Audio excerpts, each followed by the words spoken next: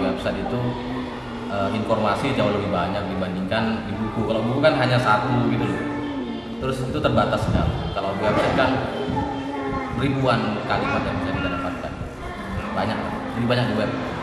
Oke, ternyata web ya sesuai dengan prediksi karena SWOT mungkin geraknya di web ya. Website.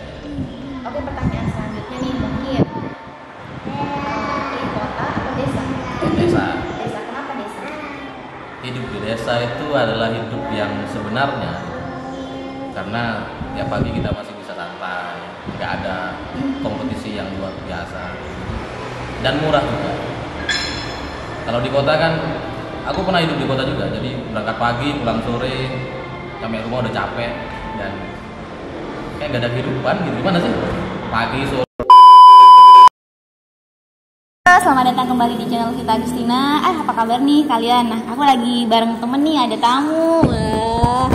Kamu yang namu.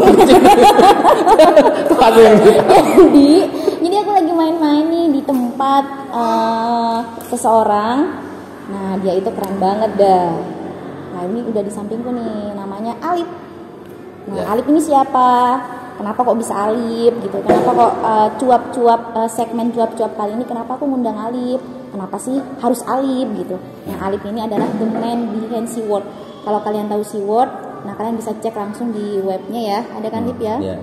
Di situ ada dan bagaimana SeaWorld. Nah, kita tidak mau membicarakan tentang SeaWorld, tapi akan membicarakan sejarahnya mungkin. Oke. Gitu. Nah, sebelum itu pasti ada dong para penonton di sini yang belum kenal sama Alip. Nah, sebelum itu untuk lebih kenal lebih jauh, kita main game ya, Lip ya. Gimana? Jadi gamenya kamu tinggal pilih yang mana. Oke. Misalkan pilih kolam apa laut. Nah, kamu pilih yang mana? Kolam atau laut? Laut. Laut. Kenapa pilih laut, Lip? Karena gratis. Gratis. Karena gratis. Oke, pertanyaan kedua, Lip, yang pilih buku atau baca di web? Aku baca di web. Kenapa pilih di web nih? Gratis. Gratis. Nggak, itu lebih ini sih. Gratis. Sekarang buku tuh udah mulai berkurang lah. Jadi kalau di website itu informasi jauh lebih banyak dibandingkan di buku. Kalau buku kan hanya satu gitu loh. Terus itu terbatas sekali. Kalau di website kan ribuan kalimat yang bisa kita dapatkan. Banyak lah. Lebih banyak di web. Oke. Ternyata pilih web ya, sesuai dengan prediksi karena SeaWorld mungkin geraknya di web ya. Website ya. Oke, pertanyaan selanjutnya nih mungkin pilih kota atau desa? Desa. Desa, kenapa desa? Hidup di desa itu adalah hidup yang sebenarnya gitu. Karena tiap pagi kita masih bisa santai, nggak ada kompetisi yang luar biasa. Jadi dan murah juga. Kalau di kota kan, aku pernah hidup di kota juga. Jadi berangkat pagi, pulang sore, sampai rumah udah capek dan kayak nggak ada kehidupan gitu. Gimana sih? Pagi sore terus tidur, besok berangkat lagi kerja lagi. Pak. Kalau di desa tuh enak, jadi kayak masih pagi-pagi jalan-jalan dulu, nanem-nanem atau beli sayur kan masih asli lah, masih enak. Oke, pertanyaan terakhir nih untuk sesi perkenalan. Ini berandai-andai nih. Ya. Seandainya nih saya tanyakan ke tamu-tamu yang datang di YouTube gitu, teman cuap-cuap. Seandainya nih dikasih pilihan, pilih dapat duit 10 miliar atau kembali ke 10 tahun yang lalu, tapi dengan pengetahuan yang kamu miliki saat ini. Kembali ke 10 tahun yang lalu. Oke, kenapa pilih 10 tahun yang lalu? Kembali ke 10 tahun yang lalu. Karena 10 miliar nggak banyak. Kalau 1 triliun saya nggak apa-apa. Kira-kira apa yang akan kamu lakukan 10 tahun yang lalu dengan pengetahuan yang ada saat ini gitu? Ya, saya akan lebih cepat bergerak dan cepat melakukan sesuatu yang saya lakukan sekarang gitu. Menyadari banyak hal yang saya nggak nyadari dulu gitu. Kalau dulu kan masih muda, masih nggak mikir apa-apa, jadinya ya terlalu have fun, jadi nggak bisa ngatur proporsi waktu gitu. Kalau sekarang kan lebih tahu lah, tapi udah terlambat, udah tua. Udah Udah tua, oke udah. Udah, Itu ya. oke. Nah itu dia sesi perkenalan dengan Alip, kita untuk lebih dekat dengan Alip gitu. Nah ini sesi perkenalan. Selanjutnya kita tanya-tanya Lip ya, sama Boleh, ada boleh. nih cuap-cuap nih. Boleh, Segmen cuap-cuap, segmen santai. Kamu nggak kenalin dulu kamu sebagai apa, temanku atau gimana? Oh iya, jadi Alip ini teman waktu di pesantren dulu ya. Jadi kita satu angkatan di pesantren, di sebuah pesantren, terus ketemulah sama Alip gitu. Terus kita sempat berinteraksi dan berdiskusi ya, sedikit-sedikit. Ya. Anggaplah begitu. Terus setelah itu apa lagi Lip? Udah ya? Udah. Sekarang mau tanya-tanya nih Lip. Gimana? Tentang SeaWorld. Sejarahnya SeaWorld itu berdiri gimana nih? SeaWorld itu sebenarnya website pribadi awalnya. Saya nulis aja. Jadi saya bikin website sendiri, saya nulis sendiri, yang baca juga saya sendiri gitu awalnya. Jadi ya untuk melampiaskan pendapat-pendapat atau pandangan yang kadang nggak diterima di tempat lain. Atau ya sesuatu yang pengen saya tulis dan itu aman gitu. Iya, lalat. Itu lalap. Iya. Bukan lalap kopi. Iya, sudah. Di sana. Itu awalnya. Terus kemudian teman-teman ikut nulis gitu. Teman-teman yang baca ikut pengen nulis, akhirnya saya buka ke publik gitu. Jadi sekarang bisa menerima semua orang. Dulu awalnya pas bikin, kenapa kok milih SeaWorld gitu namanya?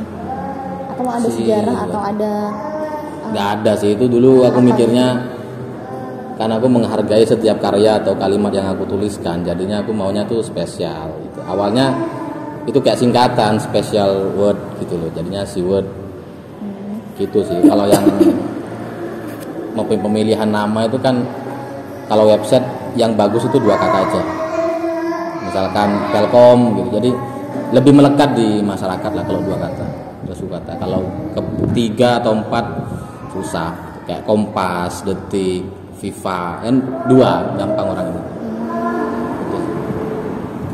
perjalanan SeaWorld itu tahun berapa sebenarnya Lip ya? Bikin November 2015. Udah hampir Udah berapa tahun ya? 7 tahun ya. Hampir. Pasti ada pasang surutnya dong, atau mungkin naik terus atau gimana nih? Pasang Lika-liku si SeaWorld ini sampai bisa seperti sekarang ini, mungkin bisa diceritakan nih, bagi-bagi ke teman-teman yang di luar sana. Pasang surut sih Ilham. Itu ya karena dulu 2 bulan pertama itu kayak apa? Sempat mati seminggu atau 2 minggu. Jadi saya bikin, beli hosting berapa ya lupa, 500.000 pas tahun. Jadi 2 bulan mati, udah mati. Jadi nggak dihidupin lagi. Sampai kemudian ada pembaca nanya, Mas Alip, kenapa kok mati ininya websitenya? Waktu itu pembacanya masih dikit lah, masih ratusan orang. Ini Mas mati terus hostingnya habis. Nah, si teman inilah kemudian yang mengajukan, gimana kalau hostingnya saya yang pegang? Gimana kalau soal urusan IT saya yang kerjakan? Saya nggak kenal dia. Dia ini cuma kontak di Facebook, nggak temenan juga di Facebook awalnya. Dan saya juga nggak tahu, jadi kayak orang nggak tahu dari mana terus nawarin itu. Awalnya saya nggak setuju, bukan nggak setuju, ragu-ragu lah. Terus seminggu 2 minggu setelah itu saya pikir nggak apa-apa juga lah, daripada saya nggak jalan kan. Ya udah, kasih ke dia. Lalu kemudian ya dia kerjakan akhirnya dan sampai sekarang. Berarti masih satu orang ini ya yang menjadi hostingnya sampai sekarang. Iya, sebenarnya SeaWorld itu yang paling berpengaruh dia, bukan saya gitu. Saya cuma nulis kan sebenarnya. Dia ini yang mengerjakan di belakang kayak IT sampai biaya-biaya hosting dan sebagainya tuh dia yang kerjakan. Jadi kalau saya tuh cuma nulis aja dan request konsep, baiknya gini Mas formatnya, aturan ukuran fontnya segini. Aku tuh cuma paham bahwa ini bisa dikerjakan secara bahasa pemrograman karena dulu saya juga pernah sekolah. Tapi eksekusinya aku udah nggak angkat tangan. Oh, berarti kayak semacam kamu yang ngisi kontennya, dia yang urusan teknisnya ya, gitu ya. IT di belakang. Oke. Tapi yang paling pengaruh dia. Kalau sejauh ini gimana nih sistem Siwot saat ini? Apa udah berupa PT atau apa gitu? PT. Itu berarti kepemilikan saham antara kamu dan si hosting ini ya? Dulu awalnya dia nggak mau, si teman saya yang IT ini, tapi kemudian ya akhirnya kami ada pendanaan, saya tawarkan, lupa saya kasih saham lah intinya dia.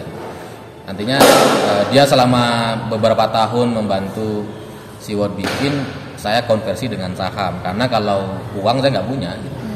Saya kasih saham sekitar 10% apa 15 gitu. Oke. Udah lumayan lama ya berarti Siwot ya? Lama. Kalau sekarang ini kan udah masa-masa COVID ya, atau corona atau pandemi lah istilahnya. Ada perubahan signifikan nggak di Siwot atau mungkin ada tambahan item yang lain gitu?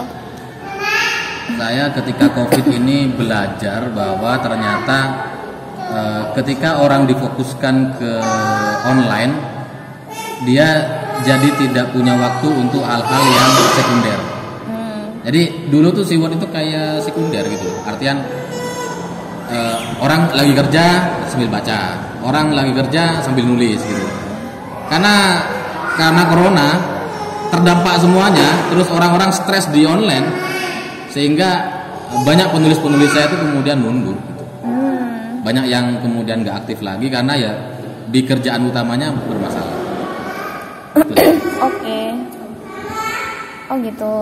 Ternyata ada dampak juga ya? Dampak yang paling signifikan seperti apa tuh? Signifikan selain tuh, misalkan penulis nggak ada, penulis banyak yang mundur, terus apalagi tulip yang paling terasa? Yang mungkin? paling terasa itu iklan. Jadi ada di beberapa tempat, beberapa bulan itu traffic naik drastis karena semua orang masuk ke online.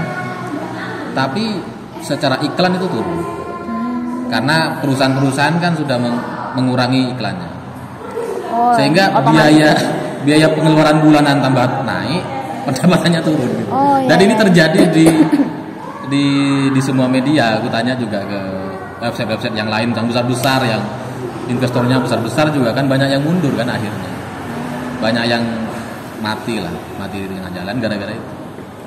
Cuma kalau Siwot sendiri, kenapa itu masih aman? Ya karena tadi ada orang IT di belakang itu yang kemudian kayak bertanggung jawab luar biasa terhadap administrasi Siwot. Menarik sekali ya, aku baru tahu nih ternyata.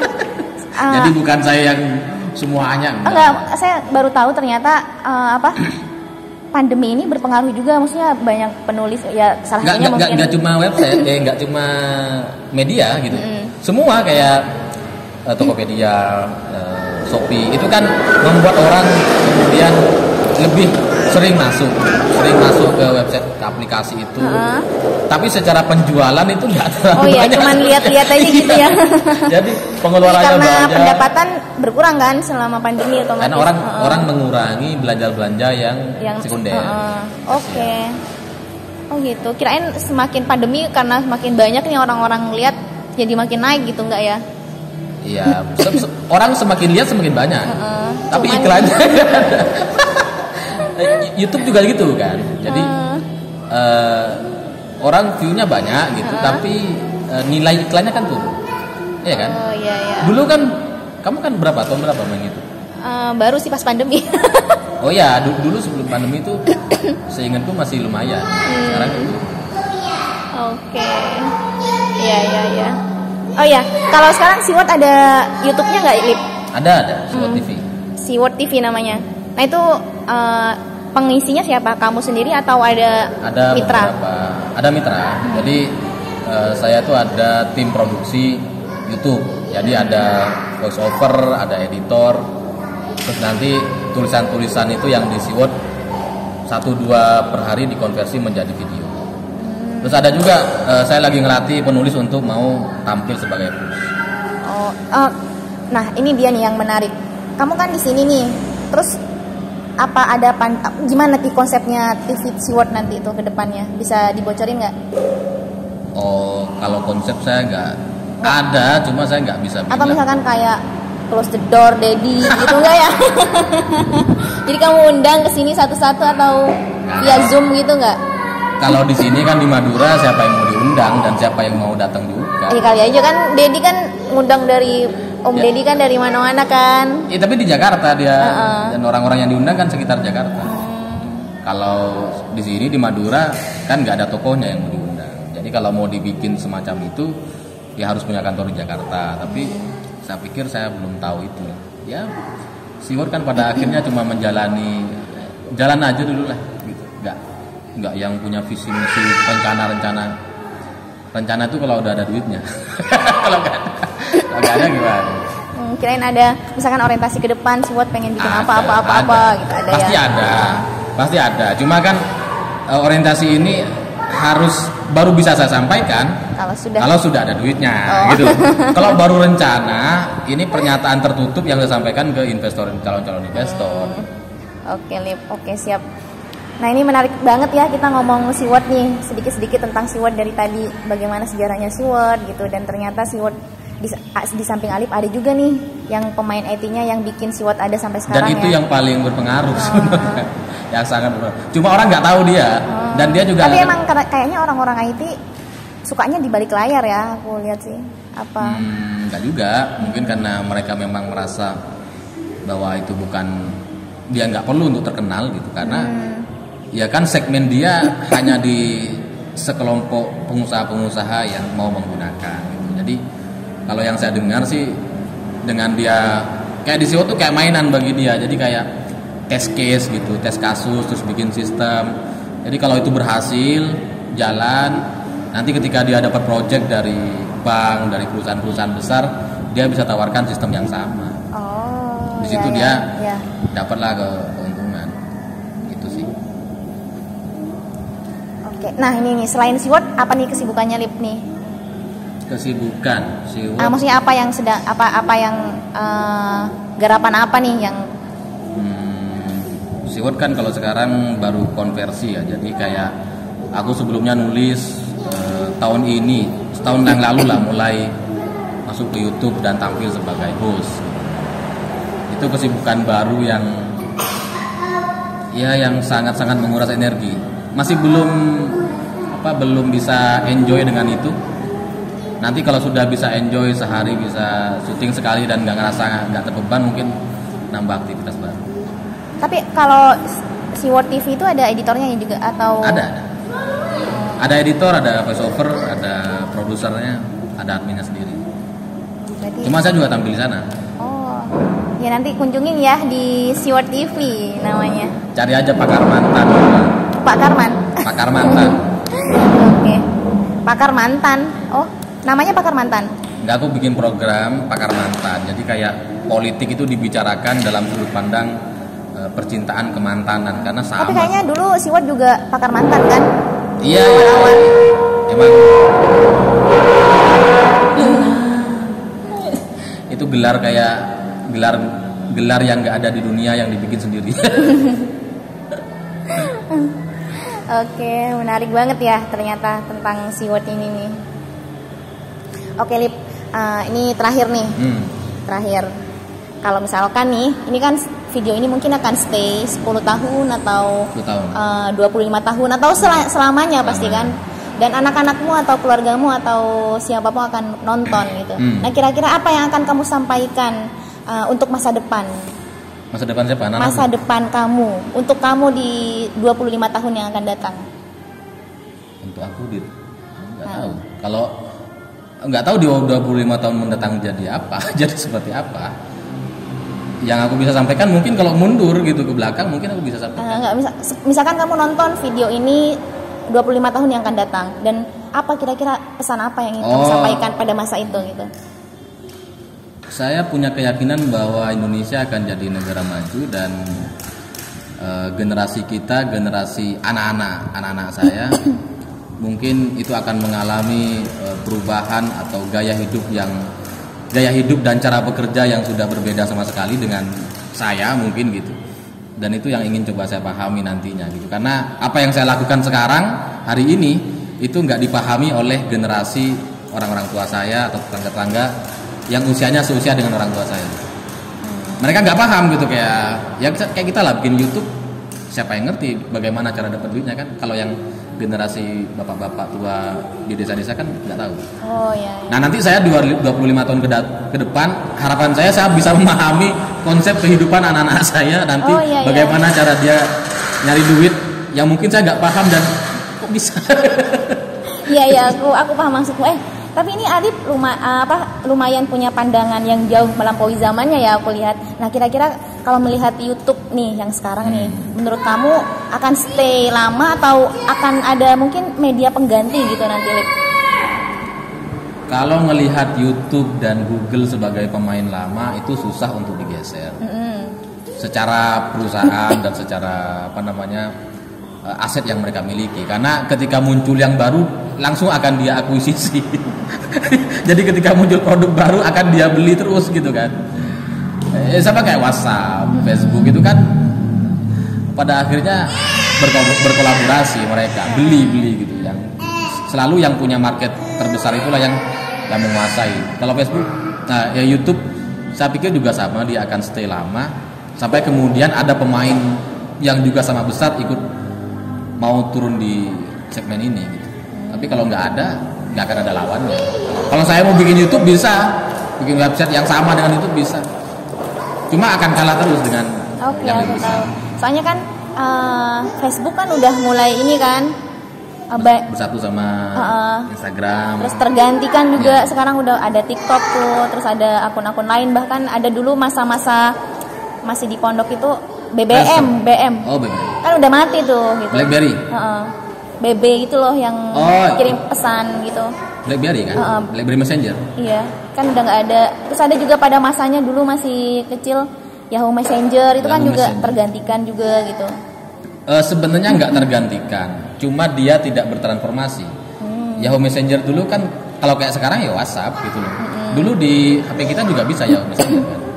Cuma Yahoo Messenger tidak bertransformasi menjadi yang sebaik WhatsApp, yang sebagus Telegram dan sebagainya. Itu yang dia nggak lakukan, sehingga kalah sama pemain baru lalu kemudian disuntik sama mereka. Ada iklan ya. Terus ini Lip nih, ini kan menarik nih karena aku bergerak di dunia literasi dan perbukuan, dan si Alip ini di dunia penulisan yang di web, yang media elektronik gitu. Nah, kira-kira gimana nih pendapat kamu tentang perbukuan? Nah, ini pengen lihat bagaimana orang web memandang buku itu gitu. Buku itu selalu spesial ya. Jadi kita hanya baca buku ketika benar-benar hanya ada di sana, tidak ada di versi websitenya. Jadi selama konten buku itu masih ada di buku dan nggak ada di website, kita akan cari bukunya. Oh iya. Seperti misalkan sekarang yang buku manual mobil kan cuma ada di bukunya, kalau di website kan enggak ada. Atau apalah yang pokoknya yang manual tuh hanya kita lihat di bukunya. Tapi kalau yang selain itu kayak hadis, kitab-kitab fikih dan sebagainya, atau pelajaran-pelajaran umum kita, matematika, semuanya ada kan. Jadi orang akan cenderung ngambil ke yang versi buku online digitalnya. Kalau yang versi bukunya kayaknya ya karena susah itu dapatnya gitu. Kita harus beli dulu, nunggu 2 hari 3 hari tuh. Kalau online kan kalaupun berbayar, kita bayar sekarang langsung bisa akses semenit setelahnya. Jadi bagi saya sama aja selama isinya itu yang penting, bukan soal online atau bukunya. Yang harus kita hargai isinya. Nah ini mirip pada hari buku kemarin itu ada pembahasan atau wacana dan isu perihal the death of book. Nah gimana nih pendapatmu tentang the death of book? Pastinya website akan bisa dikatakan akan mengambil alih itu gitu. Nah gimana nih pendapat kamu perihal the death of book? Kalau saya berpikir bahwa semuanya itu akan kembali ke segmennya masing-masing. Sama kayak radio, TV, kemudian percetakan, tulisan. Tunggu dulu sebentar. Jadi itu akan kembali ke segmennya masing-masing. Yang suka buku akan cari bukunya, akan cari versi bukunya. Yang suka digital akan ambil digitalnya. Sama kayak tulisan sama video. Sekarang kan banyak yang shifting, banyak yang berubah ke video. Tapi orang yang suka baca tetap akan cari yang versi tulisan. Jadi kalau yang suka buku, dia akan tetap kembali. Ya kita sekarang kan di era yang semua jadi digital. Tapi nanti anak-anakku yang ini mungkin mereka justru lebih menghargai buku, kita nggak tahu gitu kan. Kita lihat aja. Oke, itu ya wawancara asik nih, bincang-bincang pagi bareng Alip. Nah, kira-kira ada yang mau disampaikan nggak Alip ke para penonton? Jangan lupa subscribe.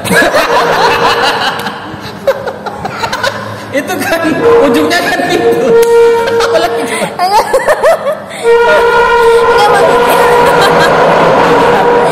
tunggu dulu. Minimal pesan kamu mungkin buat anak kamu atau buat orang para penonton nanti di luar sana gitu.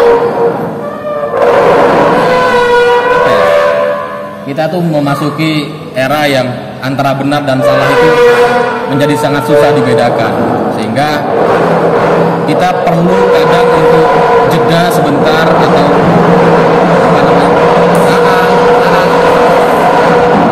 kita perlu jeda sebentar lalu kemudian untuk berpikir gitu, ini bener enggak, ini oke enggak. Nah banyak yang generasi sekarang itu nggak mikir ke sana, buru-buru terus generasi buru-buru.